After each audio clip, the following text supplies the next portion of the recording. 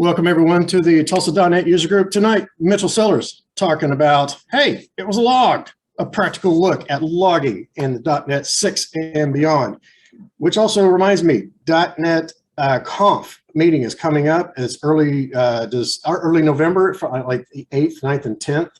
So that's when .NET 7 is going to be officially announced, so as well as other cool stuff. And they also have a lot of presentations through those multiple days. We're meeting on the 10th. Chances are we will do a .NET Conf party of some sort. So for that, and we'll still be virtual. We will not be in person on that day. So we'll work out the details on that. So without further ado, Mitchel, thank you for coming out, man. Appreciate it. Tell us about yourself, then take it away. All righty. Well, thank you very much. So I am, as Sean mentioned, I am a Microsoft MVP. I run a software consulting company out of the Des Moines area, work with customers all over the world, .NET technologies primarily, more web and mobile Xamarin, the .NET MAUI, obviously now, kind of things, but a little bit of everything in between. This is one of my favorite talks because it's something that I don't think that we really cover in grave detail. My contact information is here. I'll put this back up a little bit later, as well as be posted on Meetup and everything else. I do encourage you tonight, if there are questions, feel free to come off mute if you need to, or make a message in chat. The whole purpose of this is to be able to really be able to share experiences and be able to kind of help build upon the things that folks might have already learned, or what we've learned, or what I see as a consultant. So I want to make things valuable for you. So if you have a question, something you're not necessarily comfortable sharing or asking here in the public forum, by all means, my contact information is here, and I encourage you to reach out. All of the slides for tonight's presentation, as well as the demo code project that I have towards the end, are already out on my GitHub. You can find them under .NET Core Logging Demo, very similarly named, make it easy to find. But the idea here is to give you that practical information about logging within .NET Core and how you can do things with that and be productive working inside of your environments, those kinds of things. So I always kind of start out with the goals of what I want to be able to, what I want you to take away from the presentation tonight. I want you to be able to understand what you can do with logging, what you can't do with logging within your organization. We always talk about, log messages, and everybody has a little bit of a different mindset around what logging is and the importance of it. So I want to try to dive into that a little bit and really talk about what logging does, what you should be doing with that logging, and things that you can do along the way to really go through and ensure that your logs work for you and that they don't provide risk for you as well. And then we'll dive into escalation protocols.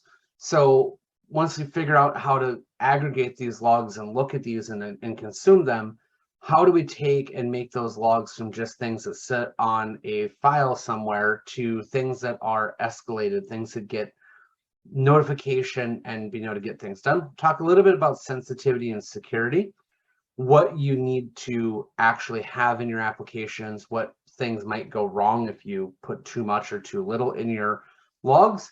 And then going to dive into logging in .NET Core with a bunch of code samples, really focusing on things that can be done, best practices, and some examples to make sure that you understand how everything works within .NET Core. So why is this ended up being something for me, and why am I, why is this such an important thing? I like to put it as logging is that thing that we forget about until the minute that we need it, or maybe 5 minutes after we needed it. It's that thing of, okay, we've got an issue in production. Oh, a site was compromised. Oh, did we have anything logged, right? And being able to go back and look at it. There's OWASP top 10 ties when it comes to logging. Two of the 10 top security vulnerabilities have ties into logging. Broken access control is the concept of a user being able to bypass access control limitations. So in other words, getting more permissions than were expected, something not being secured that should have been. And then the 10th item there, insufficient logging and monitoring. So this is a top 10 security list talking about that something happened and we don't have sufficient logging, we don't have sufficient monitoring. And I get reminded of this deficiency so often in working with clients. You know, even this morning, my day went sideways where an installation, you know, a customer was being what looked like attacked, and it was denial of service and everything else, but we had great logging in place. We were able to identify, oh, the attacks are coming from a particular IP address. 5 minutes later, they're like, oh yeah, we hired this company to do this scan, and that's their IP address. And it's like, okay, well, that's why your production site went down. So great. It's a lot of things that you can do to be able to take care of it, but you have to know what's there and how you're monitoring it. So it's one thing to just log it. It's a whole nother thing to pay attention to it and make sure that you're actually doing the things that you need to do along the way. I also find that logging is one of those things that is such a choose your own adventure. There's nothing that is, oh, just do it this way. You know, when it comes to entity framework, it's pretty easy. Here's how you write a query. When it comes to performance of those queries, there's fairly large absolutes when it comes to implementation.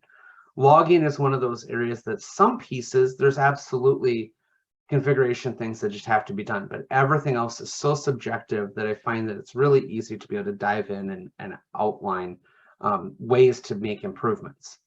And lastly, the out-of-the-box implementation leaves so many questions. If you look at file new project of anything in .NET Core, you'll see that there's logging configuration everywhere, right? Every single application has it in its app settings JSON file. Most developers have no idea what that actually means or where that goes within their applications. And that right there introduces a level of confusion that oftentimes just gets ignored or overlooked.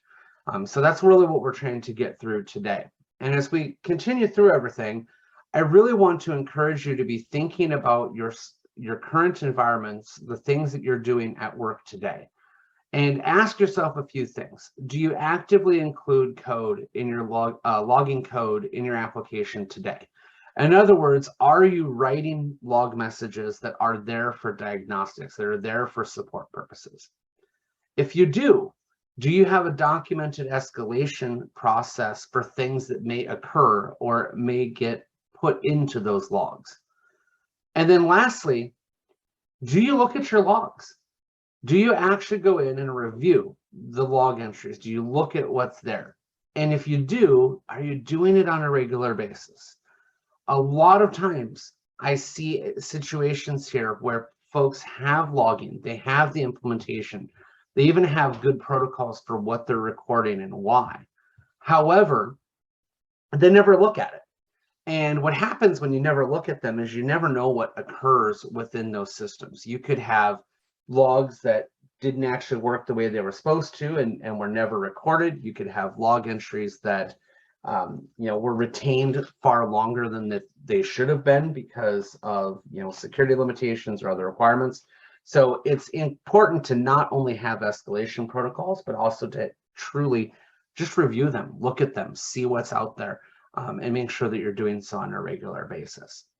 So as we dive into this a little bit more, I like to take a starting point to look at what do we use logging for? Because again, as I mentioned, everybody can look at logging in maybe a little bit different light. I think the most logical thing that folks start to think about is diagnostic information. These are those things such as, debug messages, that thing that you're trying to write out, like, why is this happening? Or I entered this method with this input, or this happened and I wasn't able to do something. These are these debug style messages. I think everybody sees that as a really common understanding, great focal point to start with anything and everything logging. What we often hear is that people think, oh, this is something for lower level environments. It's something that, you know what, I need it as a developer. I don't necessarily need that in production. What I've found is that working with various organizations, those that try to split and change things too much between one environment to the other actually hinder the research process by hiding information in these lower level and, you know, in the production environments, right? And not making the same things available in some of these lower level environments.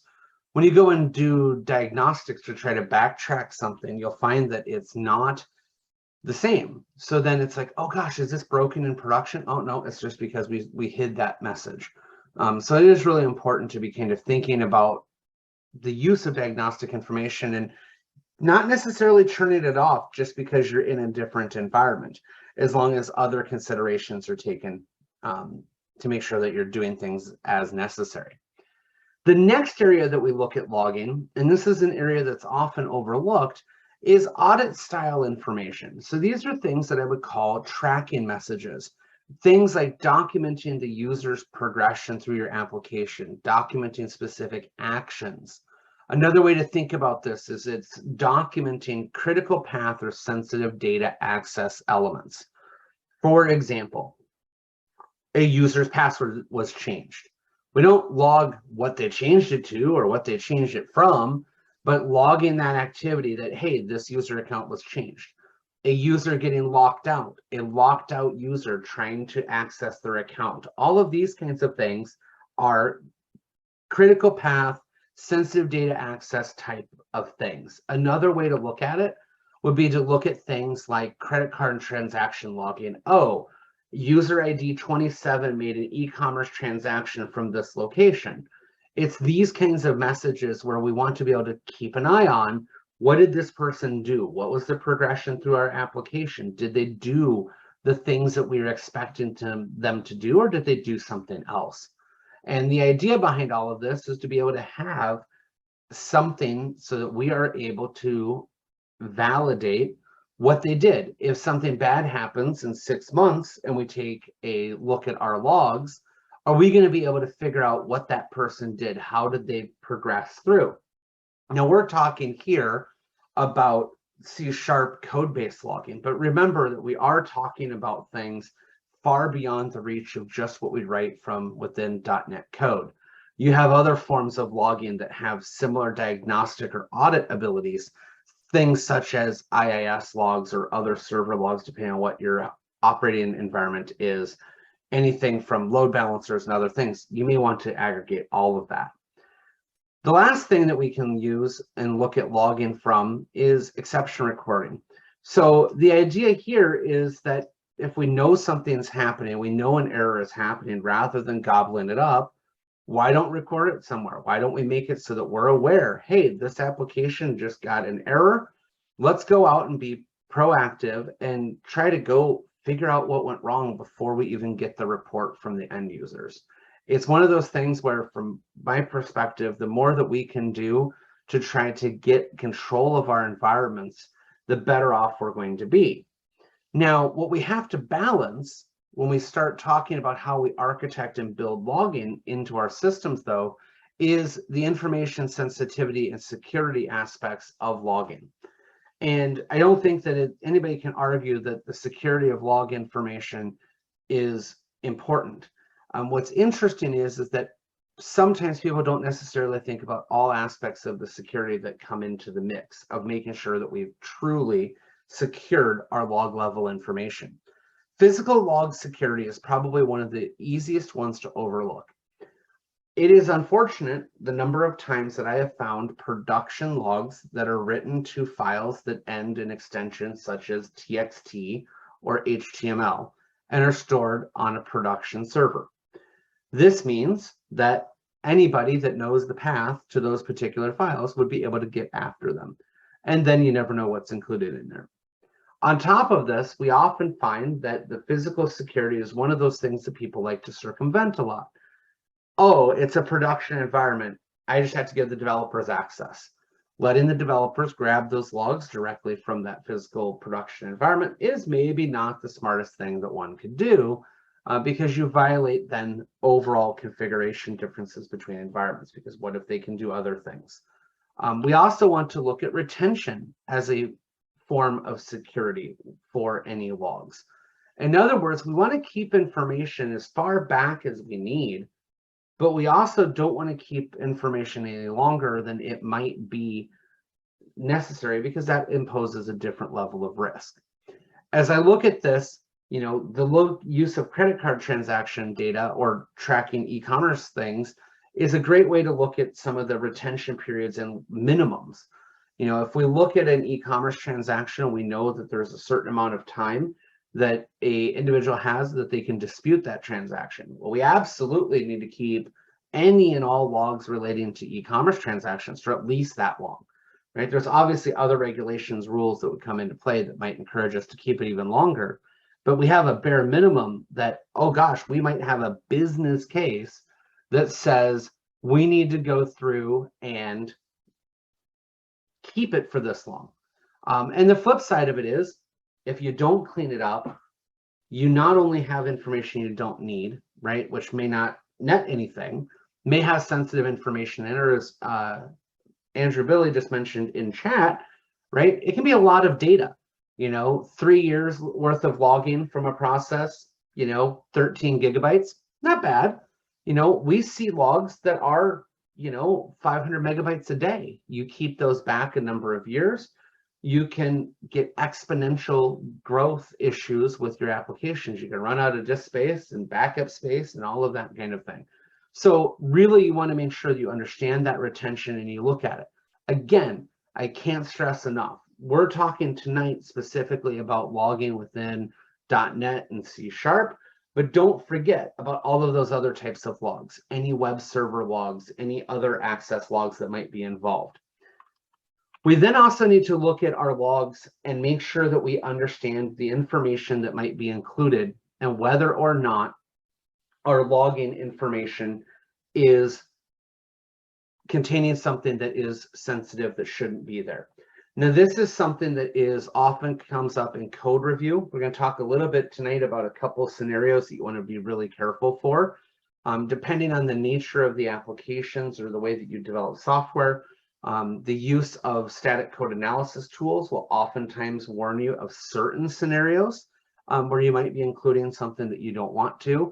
But it is important to make sure that you really make sure that we properly include that information, right? We don't want to log credit card numbers. Please don't log social security numbers, and don't ever store things that you shouldn't be storing. So as you think about your architecture, you want to make sure that you balance it. We have to tread a very fine line many times.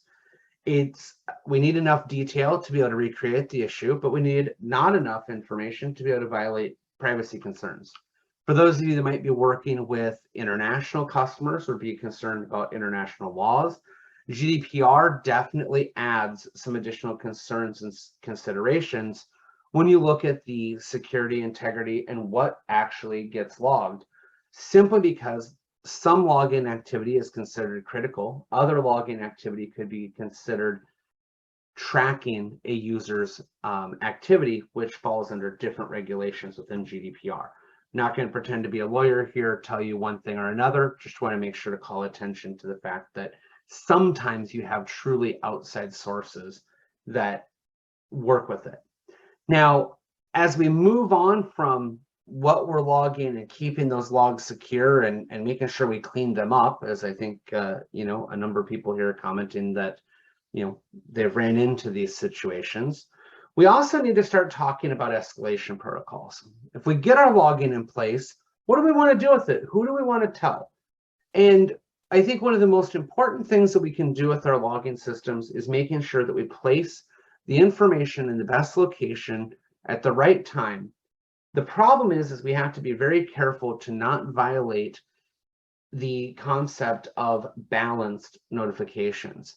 Any extreme with how visible or how much notification we give with these login entries is going to greatly reduce the effectiveness of those log escalation protocols. A great example is one of my clients that just They had good intentions. But what they did is they inserted log entries that sent an email every single time that a page got a 404. The justification behind it was that they launched a new website. They thought they got all of those 301 redirects that they needed from an SEO perspective. But if they got the site launched and they got a 404 on the initial launch, by golly, they need that message right away because they need to deploy code. They need to put an IIS rule or something in place to redirect that 404 because, oh, there can't be that many 404s, right? Well, it was in production for less than 20 minutes when multiple developers and everybody that was monitoring those alerts created an Outlook filter. That Outlook filter was anything from the logging system goes straight to the trash can. And the reasoning behind it is they didn't take into consideration that they might get multiple emails for the same page that had a 404 error. Or, God forbid, the Google bot might actually go and index their site, for example. And what happened was is they got so many messages that they just took a sledgehammer to every single notification message that came out of that system, put it straight into the trash can, completely trashed any concept of escalation of those logs because it was no longer effective. So now when we start to look at this and we start to figure out how do we want to craft this, what can we do? Where can we push our log entries? And this is where we start to see the .NET logging concepts fall a little bit into the cracks for people trying to understand what's available. Because out of the box with the default configuration, not going to anything, third-party, open source or otherwise, we have the ability to take log events and we have an ability to write them to the console, to a debug window, to application insights, and to the event source. Application insights, as most of you probably are already aware, right, is a service where you pay for ingestion. So really big and heavy communication on your log traffic is going to result in more costs. Event source, right, is only going into the Windows system, or application system logs, which aren't always the easiest things to extract and get pulled out into other environments. Now, if we expand our net a little bit and we start looking at third party, we have all kinds of additional options. We have the ability to go to file, to go to email, to go to Azure storage, to go to proprietary log systems that are designed to do analysis and reporting and querying of these log sources. And what we find here is that we have to work with probably a number of these. And, the open source world in .NET is really easy to plug something else in place of these default options. And I honestly encourage folks to look at a escalation process that is multi-tiered based on the severity and the nature of the messages in play and the things that you might need to do with those error messages. Now, what we have found is that there's a really common escalation pattern that typically is split on two severity levels. Errors, things that went catastrophically wrong. For me, these are things I want logged locally to the file system because it's absolutely something that we need. And we don't want anything bad to happen, right? It's very possible that one of these errors could be that the server can't communicate to the public internet. Well, by golly, I need to keep that on the local file system. But I also want to send those to an external service.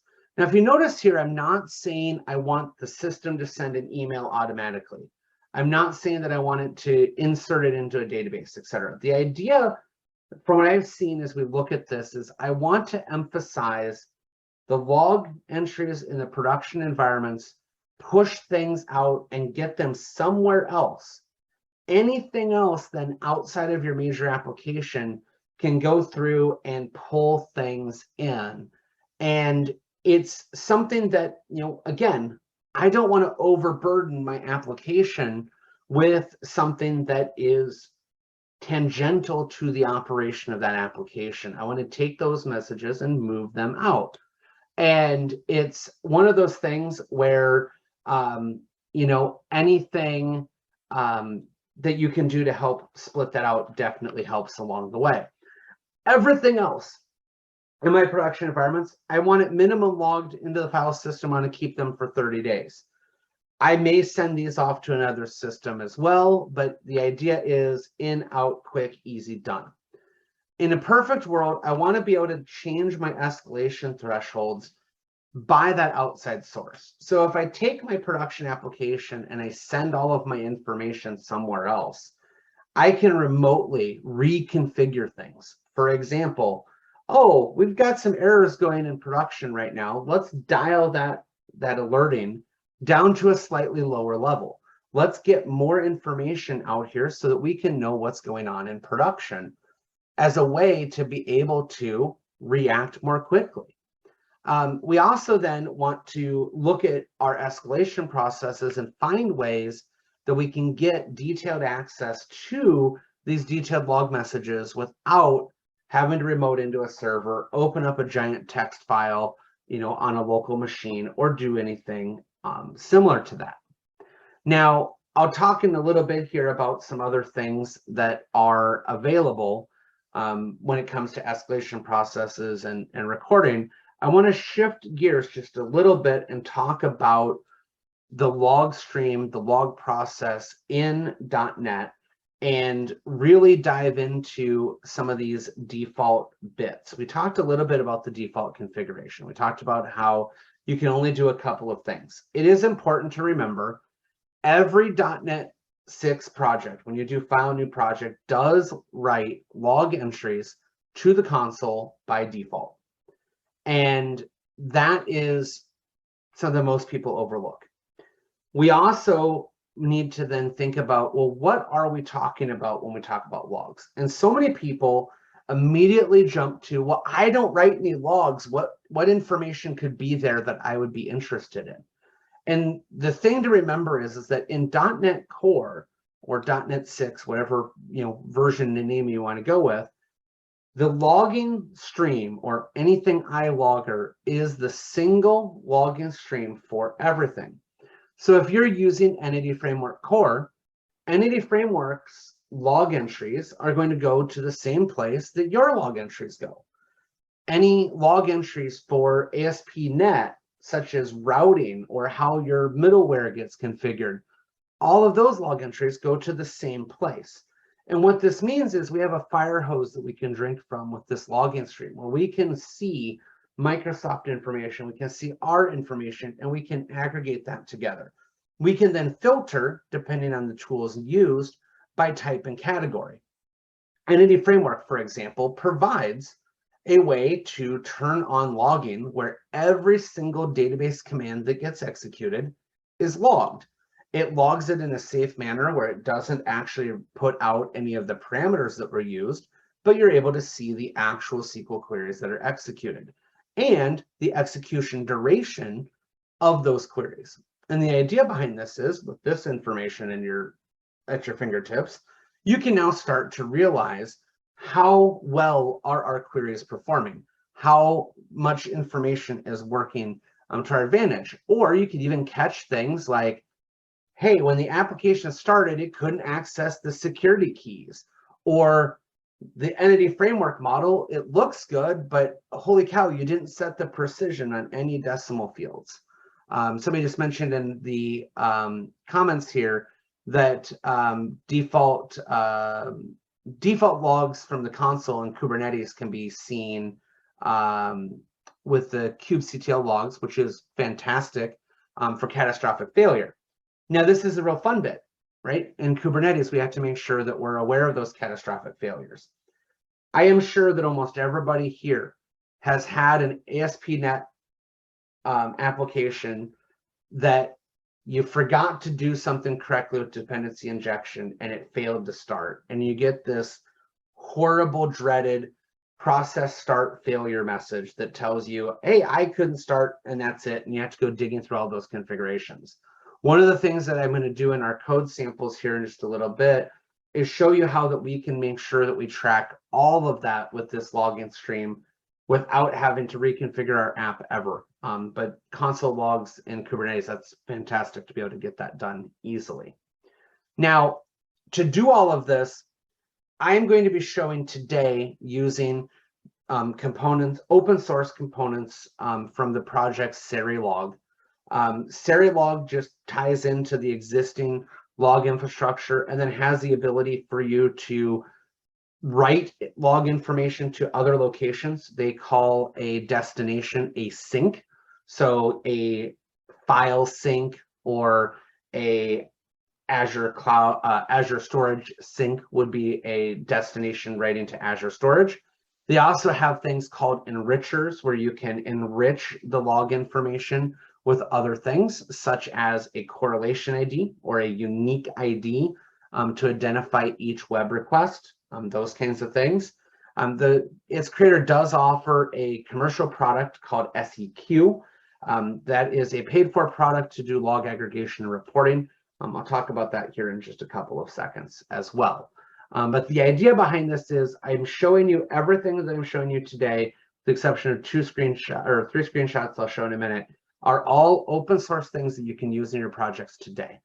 Your destinations, I don't care where you go. I don't care what tools you use. If you find that you've been using Loggly for years, by all means, continue using Loggly. We can get it set up the same way. If you like using some other protocol, other pattern, that's fine. The key is making sure you have the right information there at the right time. As we look at this, some additional things to think about with this log stream in .NET Core, if you've not gone digging. I talked about entity framework logging out things. We also can look at easily identifying breadcrumbs for user traffic, user navigation through your site, or even real-time overall performance analysis of your entire application, which I'll show an example of that in the code samples here in just a few moments.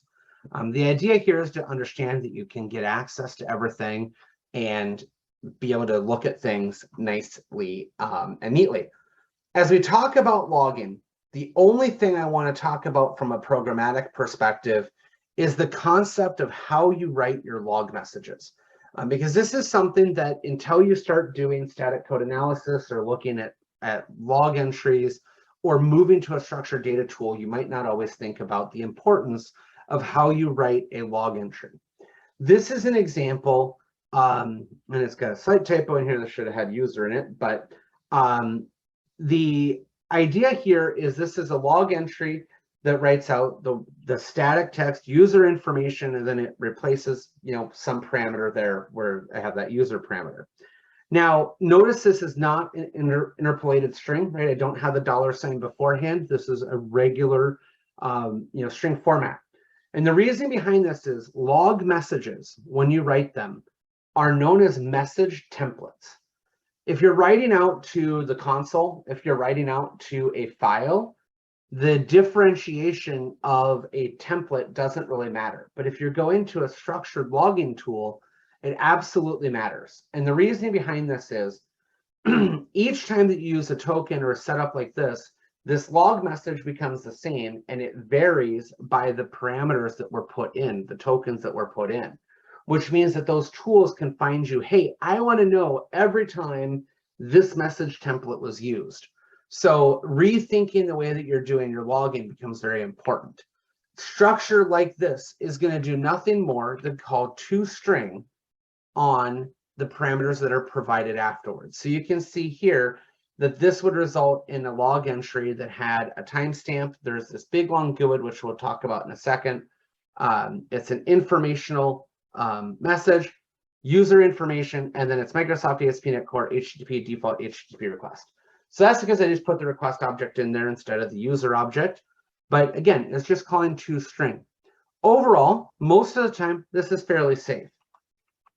You'll see in documentation, there's a lot of examples here where you can use the @ notation or the request dump ability.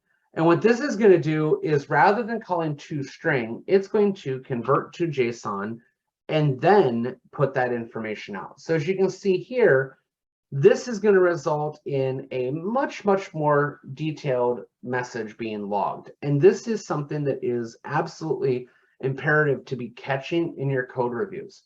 because this will take every single property of that object and try to write it into your log files. I found developers that tried to say, oh gosh, something happened, I want to log the request. Well, each time you log the request object in this manner, it's around 4 to 7 megabytes of data just for one log entry, and that's assuming that you didn't do anything crazy inside of your application. So you want to be looking for this. Various static code analysis tools are going to actually catch the use of this dump modifier, and it will actually ask you and identify as a security hotspot or similar to say, are you really sure you want to do this? To the same level of integrity as you might get the messages that say, hey, did you really want to ignore the anti-forgery token on this request? It's the same level of detail, same level of concern to be thinking about when you're writing your log messages. So now, last thing before we dive into the code samples and talking through things is I want to talk just a little bit about the structured log aggregators, that next step. So we write it to a file, we write it to a database, we write it to Azure storage. We'll talk about the ways to get things going into the file system. The structured log aggregators, these are those things that allow you to centralize the access to all of your logging information. It takes the logs and puts them in one place. It gives you a good pane of glass to look at it. They provide things like query and notification functionality. There's all kinds of options. The one that I use, the one that I will show a couple screenshots of here, is SEQ, which is by the maker of Serilog. I'm not paid by him, don't care. You use whoever you want to use. Loggly, Mesmo, Sumo Logic, you name it, there's a whole bunch of them out there. Feel free, if you're using one today, share it in chat. I always love to see what folks are using or things that you've looked at. We've decided that SEQ meets our needs. We love it. It works.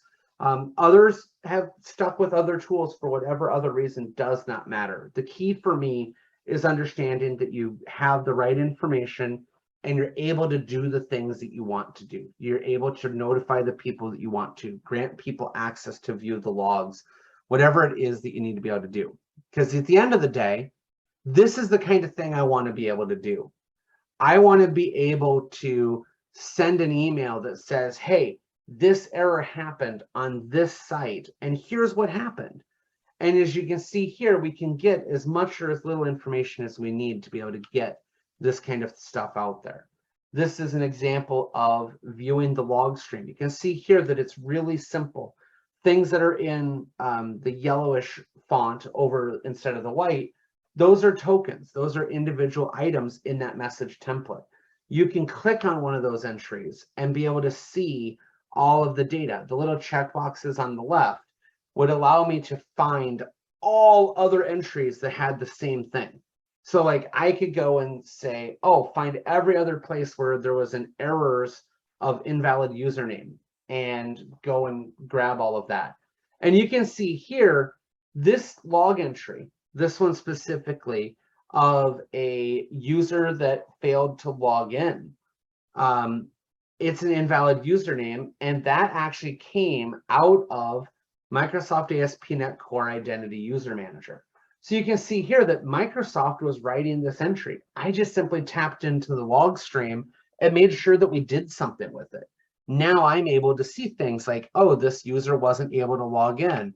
I can look at things like, oh, this user, got locked out. These are the kinds of things as we go again back to how we might tie this into OWASP or otherwise. We want to be able to validate that, hey, we can do all of this. And you know what? I can tell you that every time somebody got to an account where they got locked out, I have it here. If we think of the security implications, right? Even if I just keep it at the most basic level here where I'm logging access accounts for accounts being disabled or login failures, I can use this to spot, did somebody try to point a bot at my login page and try to brute force my logins, right? So this is, again, where that security piece ties neatly together into a logging analytics scenario. I'm going to share a couple of links here. I'll keep this up for a couple seconds, and again, we can make this available afterwards, and I'll switch over to the code samples here in just a couple seconds. Again, GitHub repository. This has everything. Has this slide deck, has the code samples in it, has links to all of the other things.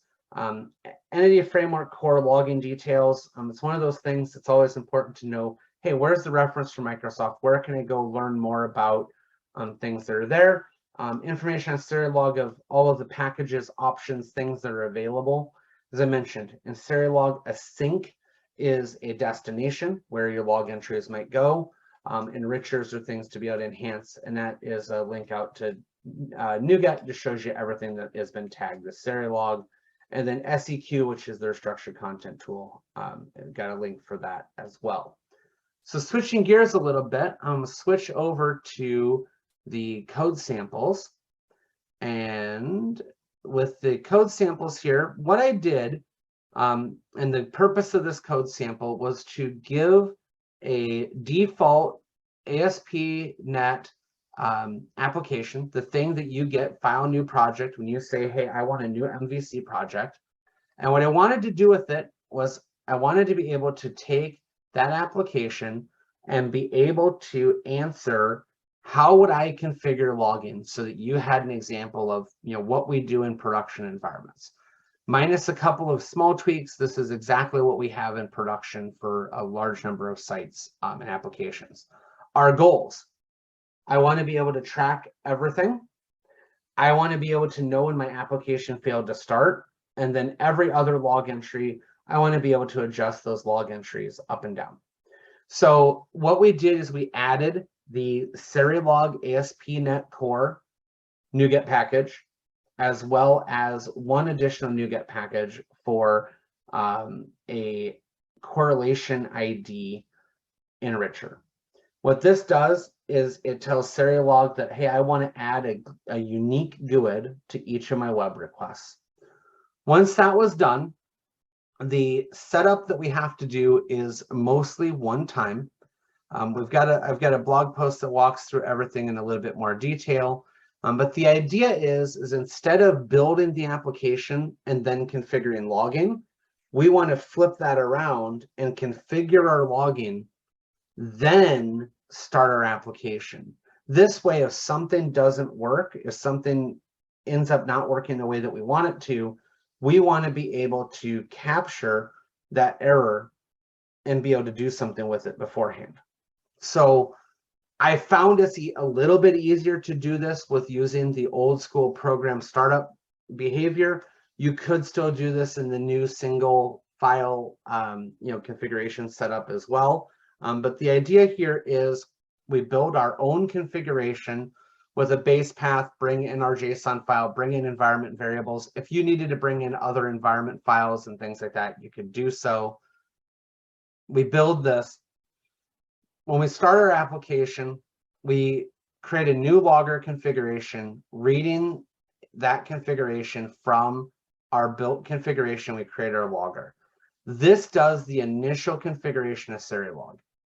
If your app settings JSON file doesn't exist, this is going to blow up and it's not going to have great detail. Fairly low risk, right? That something like that's going to happen. Beyond this, every single log entry that you have is going to be recorded based on that configuration. So then you can see here that we did a try catch around our create web host builder build run. We have a catch here to catch any fatal exceptions. We locate that entry, we do a return, and then we have a finally here to close and flush the log before our application completely shuts down. And the idea here is I could be using a file-based logger, I could be using an async logger or something like that that takes a little bit of time. Close and flush ensures that that file gets completed, that the locks get released or whatever else may be done before the application completely shuts down. Again, preserving the integrity of that log that we're trying to write. Now, as we go into what that app settings JSON looks like, I put a lot of stuff out here so that you have it. The structure is fairly simple. We have a Serilog section The using just tells Serialog, hey, what am I using? It's optional, but I find it's just a good way to help document. I want to use the console and the file system in this case. We then have this minimum level, and this is one of the most critical pieces of configuration to understand. The minimum level says, at what level of logging am I going to be interacting with? And for those of you that aren't familiar with logging, the traditional log levels are debug, information, warning, error. Those are from the most granular to the most severe. And the way that Serialog works is you set a default. Whatever you set as the default, think of that as the actual spigot out of your house for any water flow that you might have. This is going to cut things off at the log source right away. So if I set my minimum level to be warning, there is no way, no how, no override that I can do to make debug messages show up, because I said I only want warning and error. So a lot of times you'll see a configuration similar to this. My default is debug, but then I have overrides, and these overrides are based on namespace of origination. So Microsoft means anything that starts with Microsoft needs to be a warning. System, anything that starts with system needs to be a warning. The next one here, then line 12, is anything that is Microsoft Entity Framework Core database command, I want information. This means that we'll be able to then get additional information out of Entity Framework, specifically about the database command execution. And this goes into that idea I was talking about a little bit of the performance review. The next piece is, yeah, and I'll get to, there's a note about a potential missing line of code, which we'll get to in just a second. And then we have the enrichments. So this is like if you want to add any additional information. So log context is your ability to add arbitrary data, which I'll show here in a second. Machine name thread ID makes sense. And then correlation ID is that special bit that I was talking about, that unique identifier. Lastly, then we have our destinations, and this is write to as an array. So I can say, hey, I want to write to the console. Oh, I also want to write to the file, to a file. This is my path, but I only want to write information entries. So I can do further restrictions again, based on minimum levels and minimum levels at an individual target. So this is where I can say, hey, the console gets everything up to this minimum configuration, and then the file only gets this little bit more. Then we can go through and customize.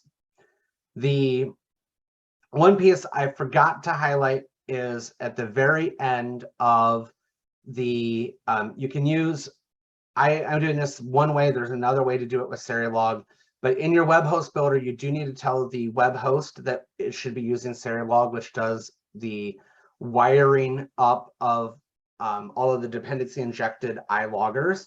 I'm using the use Serialog way. There's also a newer syntax, which is add Serialog. You can do either way, but this is the last bit of change here on that program CS. This is something that once you do it, once you set it up, you'll be able to copy this, move this from project to project. You can do this with web applications. You can do this with console applications. Anything and everything you're going to be able to do and hook this up. What you're going to get then is you're going to start to get log entries that look similar to this. We'll see here, I have a timestamp, it's an information. Oh, we started the web host. Timestamp information. Oh, user profile is available using, and then it actually gives you a path like, hey, where is this at? As key repository with this. Again, information we probably never have seen unless we paid attention to it. And then the next piece, this is with more detailed information. I'll go down here to the more, the summary information.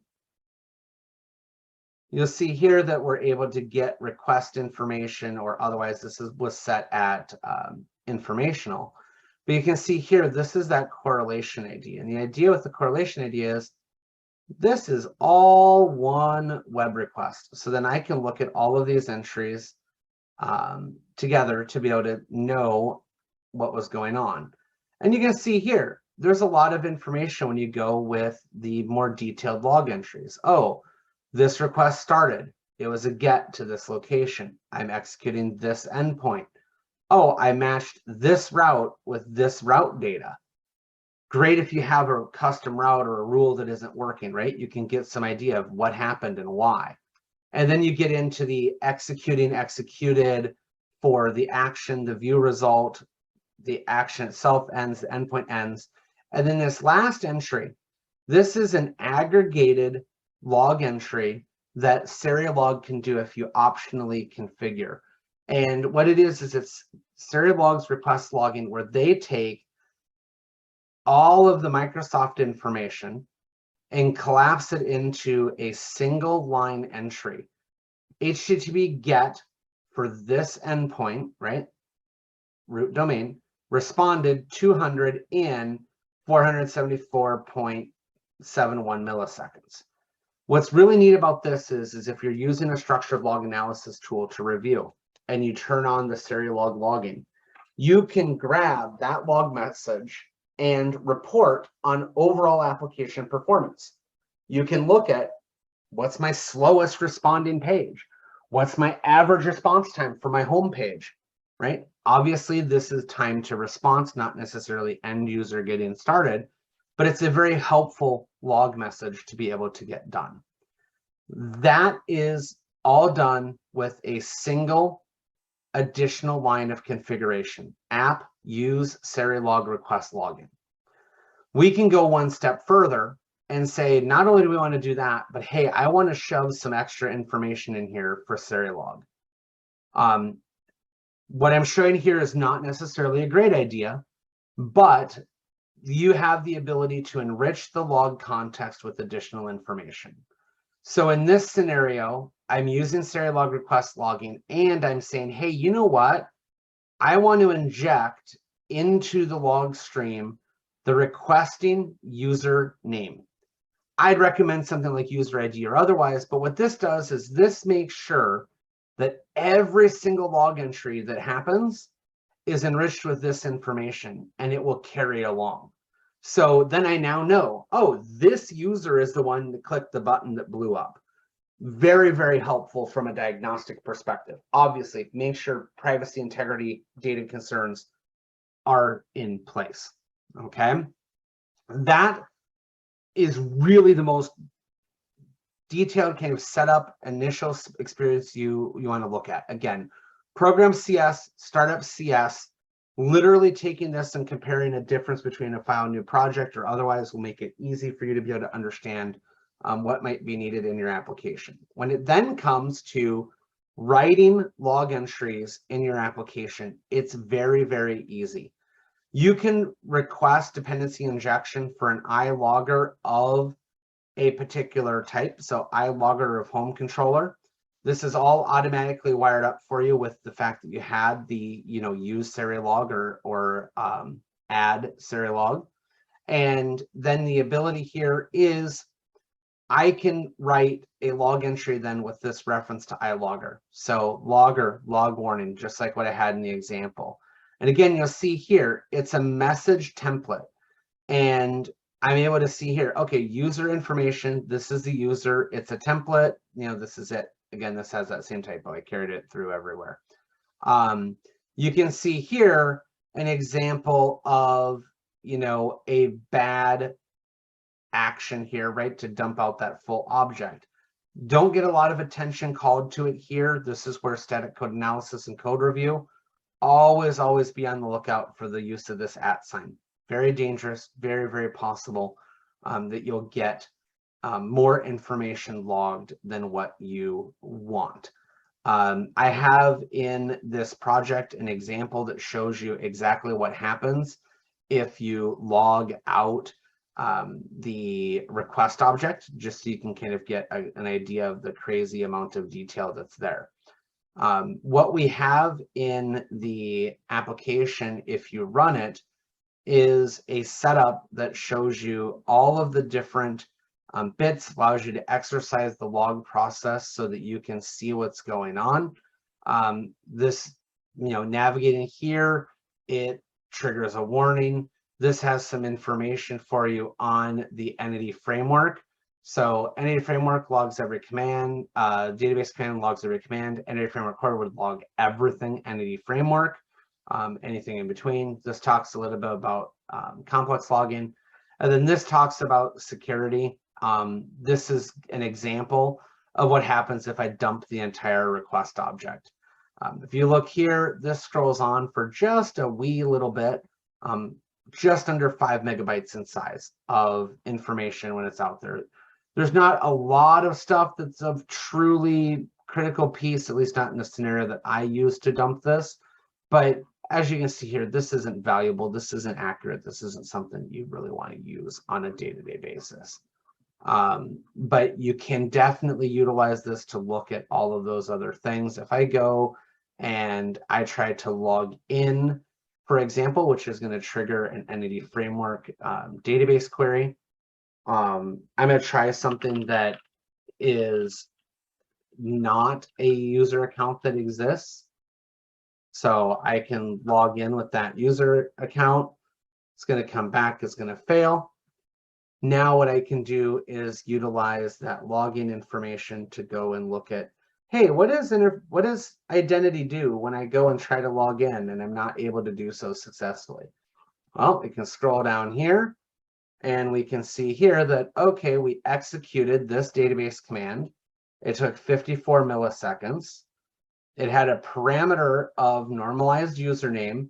Notice its value is not logged here. Information sensitivity is in place with all other logins, so it doesn't log it by default. There are ways in the link documentation to be able to output it. I strongly recommend not doing so because, again, it's a global change. You'd get a lot of private information. We can see here, select top one, and I'll spare you the scroll, but it's basically the full table from ASP.NET users where normalized username equals normalized username. So we actually get to see some of this behavior, and we understand that identity, when you first go to log in, just looks to see if the username exists and brings back your password, because then it has to do the decryption and validation of your password later. So again, we can dive into exactly what is our application doing? What are the error messages that are being recorded? What activity is happening, even if it's not our own code, by just simply going out there and saying, hey, I want to get access to this log stream and be able to look at everything that is here. You can then customize this as much as you want, including your log entries or otherwise. Again, you need to look more at what Microsoft is doing or what Entity Framework is doing, ratchet that up, ratchet that down, and you can do a lot more to be able to dig in and really analyze it. Where you put it, how long you keep it, all of that kind of thing is things you have to look at within each of your own individual respective applications. Make sure that you're doing things that meet your needs, that are able to do what you want to do within your particular applications. So with that, really my goal here was to show you a lot of what's out there, give you some examples of configuration, understanding that out of the box, you're going to have to do something with an open source extension or otherwise, just to be able to get a little bit more practical usage. There's a lot of things out there. I know somebody mentioned, that they're using nlog because they're not in .NET Framework or still in .NET Framework and not to core. Things like Serilog you can still do. You just don't get as much of the log stream. Some of that behavior isn't quite as good as what it is in the new setup. But I'll open up here if anybody has specific questions. I'll put my contact information back up here as well. Again, feel free to reach out with any questions that you might have, even after this. Again, my goal is to help people be able to understand everything that, is related to login and otherwise. So I'll open up for any questions, and otherwise really appreciate everybody's time and attention this evening, and go from there. Thank you, Mitchell. Appreciate it. Let's see, I'm going to pull up the chat here as well. Any last questions online or in the room? I know they brought up a lot of stuff to always keep in mind, because I always think about, well, right, it's just normal to go and log things, but you got to be real careful not to overlog and log that sensitive data. And if you actually are checking your logs, you might realize how much volume you've got in there. If you haven't done anything and you haven't looked at it, I mean, I'll tell you the first thing, just double check, right? If you've not looked at your logs, if you take anything from tonight, just take a peek tomorrow. Just humor me. See if you have 20 years of history. See if you have, you know, confidential stuff in there. And if you do, just delete it if you can. That'd be great. You're running out of this. Well, Somebody like that. Yeah, exactly. So, you know, he brought up something too about what exactly is sensitive data. Well, a credit card number and social security number, those are obvious. But a first name, last name is PII, personally identifiable information.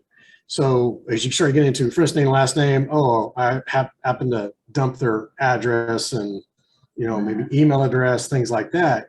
Well, now you're storing PII in a manner that's probably not meant for that. So you'll be very careful of that as well.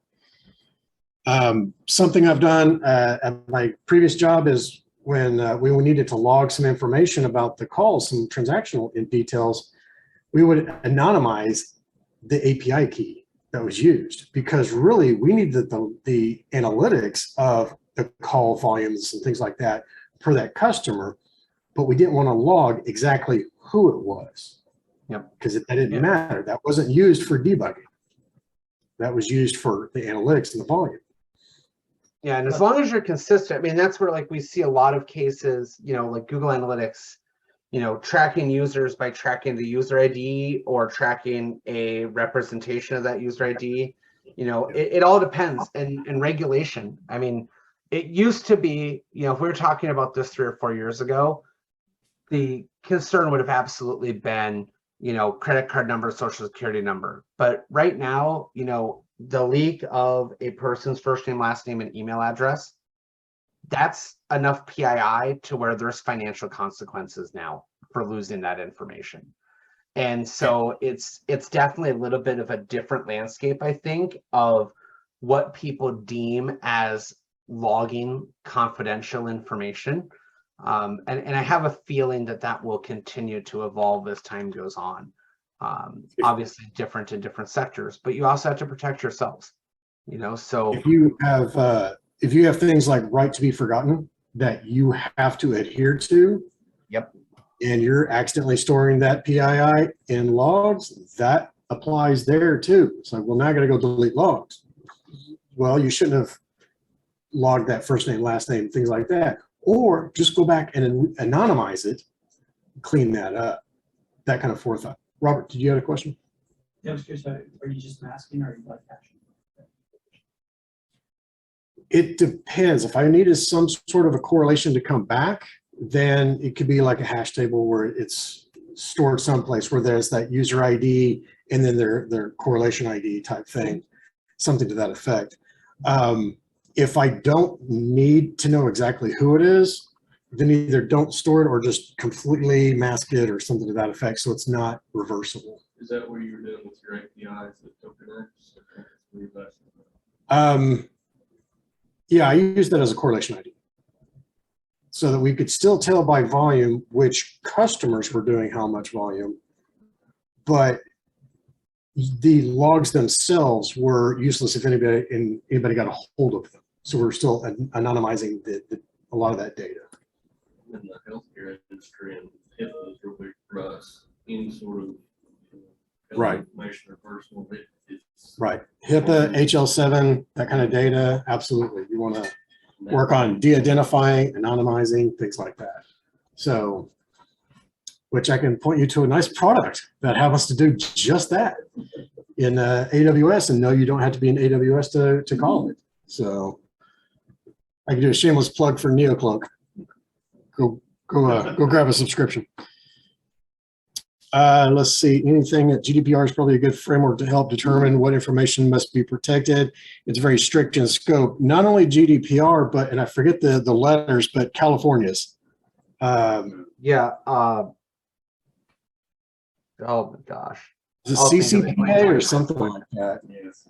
But yeah, California has a law regarding PII, and it's actually becoming more and more like that. So not only like if you are in the cloud and you have data in, let's say in Germany, well, your data is not allowed to leave Germany.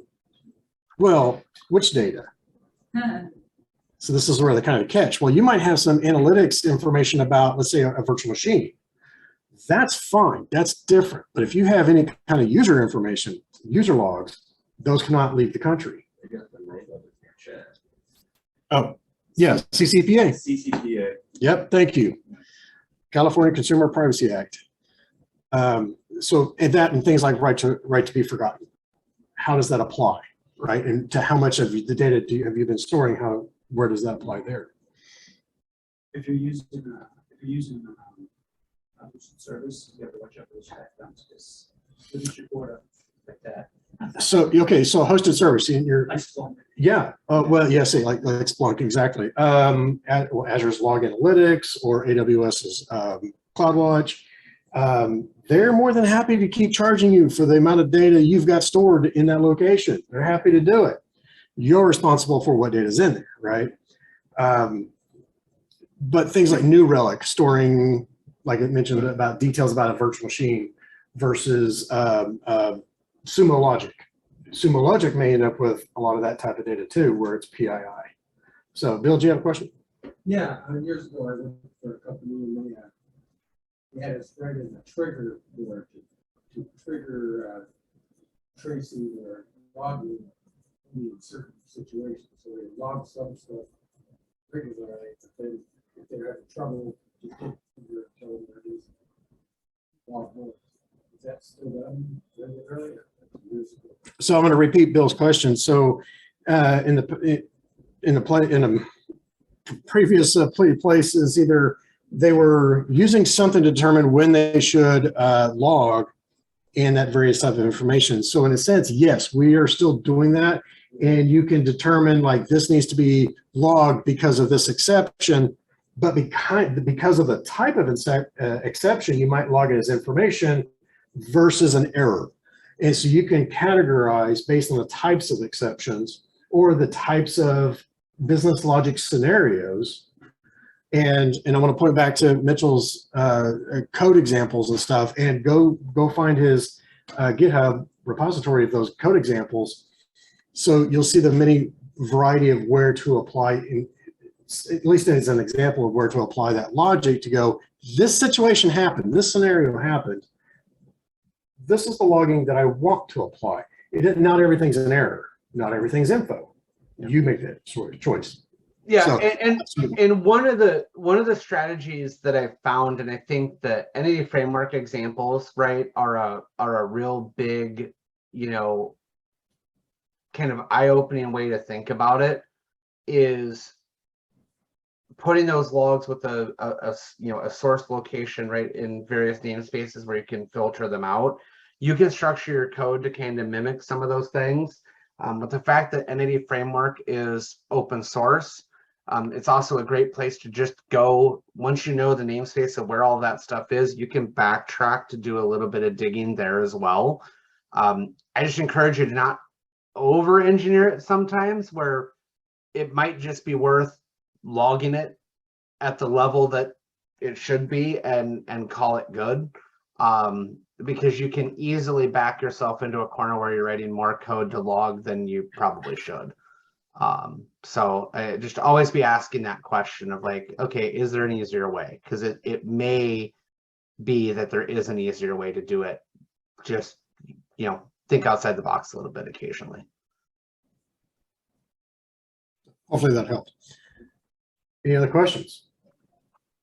Is that a feature craft? What's that thing? Oh, I'll find out in just a second. Does AppInsights log everything what we need without any log provider? Yes. So if you use AppInsights and you set up even with the default out of the box stuff, AppInsights can store everything. And you can query out of AppInsights pretty good. The hardest part, or the real hesitation I see from a lot of folks with ASPInsights, is it's all consumption based on disk space and usage. So how much you're going to spend on it is so dependent upon how busy your logs are, and a little bit of an overly chatty log can result in a really fun Azure bill. And I know that's definitely caused some problems for folks over time. Yep, absolutely. They also have telemetry. Like we have a First- case in point. We had one database, or one application that was just logging some database activity to ASPInsights, and ended up being $95 for 1 month, when they were hosted on an S1 app service, which is $79 a month. So the log ingestion is very expensive. So I really encourage, if you are going to use ASPInsights, unless you have crazy budgets, which if you do, I'm an Azure CSP and would love to help you with your Azure hosting. But aside from that, I am too. trim it down, right, and log what you need, because there's other tools that are more cost effective, I think, is what it really comes down to personally. And you might even consider something like feature flagging. Add a feature flag around a new business logic that you're bringing in, maybe a new feature, something like that, to help by configuration control the amount of verbosity that I want to have logged. So maybe I do this for an hour, get a lot of snapshot of usage, that kind of thing, turn that dial back down a bit. So now you've got more of maybe a running time usage level, but at least you captured a lot to go see how things are working, something like that. So you could use feature flagging, for example. But yeah, ASPInsights can be expensive. Log analytics can be very expensive. But at the same token, if you're doing that same volume going to Sumo Logic kind of thing, that can get expensive. So you just want to be kind of careful on and be intentional about what you're logging. Any other questions? Can ASPInsights replace Google Analytics? Mitchell, I'll let you cover that because I don't know that much about Google Analytics. I mean, They're two different. you could sort of, kind of, I mean, maybe. I mean, there's a portion of what you would do with logging that you can put in. I mean, some people do, right? I mean, some people use ASPInsights, right, and hook it up to their web app, and they do use it in lieu of Google Analytics. Little outside of the scope here because it's kind of independent, especially with like app service configurations. I definitely have seen people do it, but you get into the same deal. Google Analytics has a really good price point of nothing. ASPInsights has a price point of pay for ingestion and pay for data. So the busier you are, the more expensive it's going to be. So the comment too that I heard is kind of, what is it? Apples and oranges. They're both fruit, but they're still different. Yeah. Was someone asking about the pods, losing the logs from the pods? Oh, Kubernetes pods. Yeah, container insights to capture those. If you're using insights and you want to capture those. As long as they can get out of the container. Yeah, container insights puts a sidecar. Okay. Pods. So Yeah, Container Insights putting in a sidecar for getting that logging. So brings up another point. You've got things, service meshes like Istio or Dapper, that distributed application runtime by Microsoft, that add sidecars to a container for that purpose. So that's definitely worth looking into as well. because it crashes. Yeah, it's gone. Yeah, yes. And I did a little bit of that too. That when I word was looking at virtual AKS. comes in very, Yeah. very strong in a container. Okay, well, let's go ahead and cut it off here. Mitchell, I'll let you stop the recording. Thank you, Mitchell, for the presentation. I greatly appreciate it. And thank you all for coming out this evening.